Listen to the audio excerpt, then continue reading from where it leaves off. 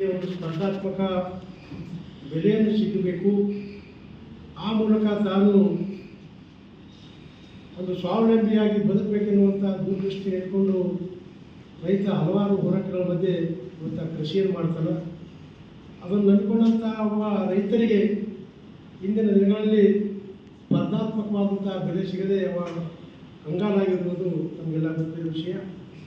ಆದ್ದರಿಂದ ಏನು ವಿಶೇಷವಾಗಿ ಈ ತೊಗರಿ ಇನ್ನಿತರ ಬೆಳೆಗಳ ಬೆಳೆದಂಥ ರೈತರಿಗೆ ನಮ್ಮ ಒಂದು ವಿನಂತಿ ಏನದಂದ್ರೆ, ಏನು ಎಲ್ಲರೂ ಫಾರ್ ಎಕ್ಸಾಂಪಲ್ ತೊಗರಿ ಬೆಳೆದವರು, ತೊಗರಿ ಬೆಳೆಗಾರರು ಈ ಡಿಸೆಂಬರ್ ಜನವರಿ ನವೆಂಬರ್ ಏನು ಹಿಡ್ಕೊಂಡು ಡಿಸೆಂಬರ್ ಜನವರಿ ಫೆಬ್ರವರಿ ಈ ಮಂತ್ವರೆಗೆ ಅಥವಾ ಮಾರ್ಚ್ ತನಕ ಕೂಡ ಏನು ಅವರು ಬೆಳೆದಂಥ ಉತ್ಪನ್ನಗಳು ಒಂದೇ ಸಲ ಅವರು ಮಾರುಕಟ್ಟೆಗೆ ಇವತ್ತು ಪೂರೈಕೆ ಮಾಡೋದ್ರಿಂದ ಅವರಿಗೆ ಆ ಒಂದು